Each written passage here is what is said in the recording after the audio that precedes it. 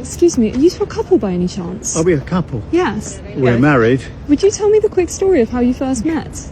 Oh, Yes, all right. Yes. I was still at school. I was 17. I had a friend who had a boyfriend, and the boyfriend was a friend of... So we went out on a double date. she liked me because I had a car. So, what was your first impression of her? I thought, she's a stunner. And we've been married for 55 years. And over 50 years in, what's your favourite thing about him? I suppose it's changed as we've got older. Oh. Yes, he's quite good fun to be with. He's very caring, very loving. I enjoy your cooking. Oh yes, you enjoy my cooking.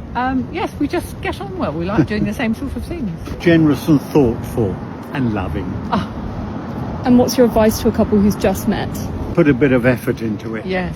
You know. Stickability. Yes, that's Yeah. what you need. Flexibility, tolerance. Yeah. Don't give up on the first argument, or keep at it, and it'll work.